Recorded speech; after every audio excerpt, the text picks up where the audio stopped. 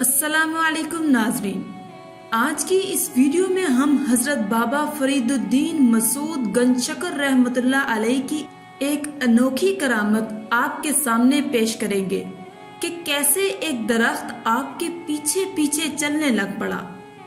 ناظرین کرام، حضرت بابا فرید الدین مسعود گنج شکر رحمۃ اللہ علیہ کی پوری زندگی کا اگر غور سے احاطہ کیا جائے تو ہمیں یہ بات واضح طور پر عیاں ہو جاتی ہے کہ حضرت بابا فرید نے ہوش سنبھالتے ہی یاد الہی کا دامن پکڑ لیا اور انہوں نے یہ بات دل میں ٹھہرا لی کہ جو رزق انہیں اللہ سے ملے گا اسی پر گزارا کریں گے۔ اسی اثناء میں انہیں بے پناہ فاقہ کشی برداشت کرنا پڑی، زندگی کی بنیادی ضرورتوں سے محروم ہونا پڑا، مگر چونکہ ان کے سامنے صرف ایک ہی منزل تھی کہ اللہ ان سے راضی ہو جائے اور ان کی عبادت کو اللہ اپنی بارگاہ میں قبول فرما لے۔ آخر اس تزکیہ نفس کی بنا پر وہ اللہ کے محبوب اور مقرب بندے بن گئے، اور جو ہی اللہ کے قرب میں اضافہ ہوتا گیا اللہ نے انہیں اپنے انعامات سے نواز دیا۔ حضرت بابا فرید کو چونکہ یہ مقام حاصل ہوا ہے، اس لیے ان کے مرکز کو اللہ تعالیٰ نے اپنی نعمتوں کے باعث اہل دنیا میں باعث سکون کا دامن بنا دیا ہے۔ ان کے آستانہ پر جو بھی غمزدہ اور دنیا کے دکھوں سے مارا ہوا شخص جاتا ہے، اس کے دل کو سکون اور امن کی دولت حاصل ہوتی ہے۔ یہ کتنی بڑی شان ہے ناظرین کہ انسان آپ کے آستانہ پر جائے اور ان سے اطمینان قلب حاصل ہو، جو دنیا کی چیزوں سے کبھی حاصل نہیں ہوتا۔ یہاں ہم آپ کی چند کرامات پیش کر رہے ہیں۔ سیر و مشاہد کے مؤلف نے لکھا ہے کہ ایک نوجوان دلی سے چلا اور توبہ کرنے کے ارادے سے حضرت خواجہ فرید الدین گنج شکر رحمۃ اللہ علیہ کی خدمت میں پاک پتن کی طرف روانہ ہوا۔ راستے میں ایک فحشہ اور گانے والی عورت کے ہمراہ سفر کرنے لگا۔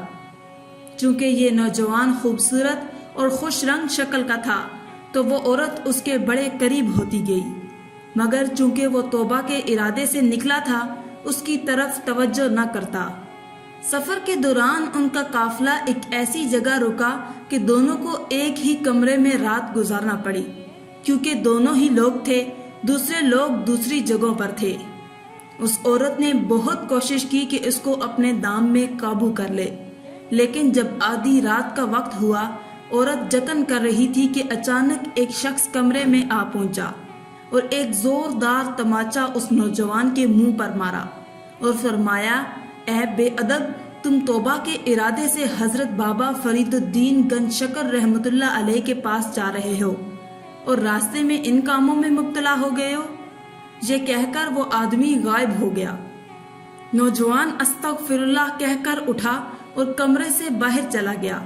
جب وہ پاک پتن حضرت بابا فرید الدین گنج شکر رحمۃ اللہ علیہ کی خدمت میں حاضر ہوا تو آپ نے اسے دیکھتے ہی فرمایا، الحمدللہ، تم اس عورت کے مکر سے بچ گئے۔ اسی طرح خزینۃ الاصفیاء میں ایک کرامت بابا فرید سے یوں منسوب کی جاتی ہے کہ پاک پتن کے قریب ایک قصبہ نوشہرہ نام کا تھا۔ ایک دن حضرت خواجہ فرید الدین گنج شکر رحمۃ اللہ علیہ تشریف لے گئے۔ آپ نے مسواک کی، مسواک کرنے کے بعد اس مسواک کو اپنے ہاتھ سے زمین میں گاڑ دیا۔ یہ مسواک اسی وقت ایک درخت بن گئی اور بڑا قد آور درخت بن کر لہرانے لگا۔ جس دن حضرت خواجہ مسعود گنج شکر رحمۃ اللہ علیہ پاک پتن کو روانہ ہوئے تو یہ درخت بھی اپنی جڑوں کو سمیٹتے ہوئے حضرت بابا فرید الدین گنج شکر رحمۃ اللہ علیہ کے پیچھے پیچھے چل پڑا۔ آپ نے دیکھا تو فرمایا، اسکن یا شجر، یعنی اے شجر، اے درخت، یہیں رک جا۔ لیکن درخت وہاں رکنے کی بجائے آپ کے پیچھے پیچھے آتا رہا۔ آپ نے اسے پھر کہا کہ میں تمہیں یہ کہہ رہا ہوں کہ یہاں پر رک جا، لیکن وہ عشق و محبت کی وجہ سے وہاں نہ رکا۔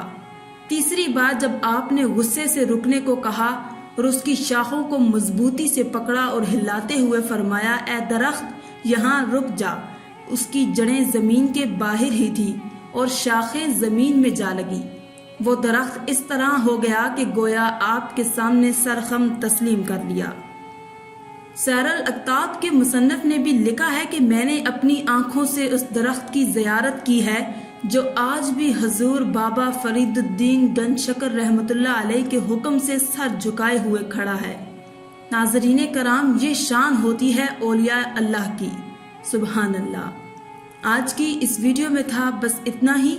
مزید اسلامی ویڈیوز حاصل کرنے کے لیے اللہ کی شان چینل کو سبسکرائب کر دیں اور ساتھ میں موجود بیل کے آئیکن کو دبا کر آل پر کلک کر دیں۔ شکریہ۔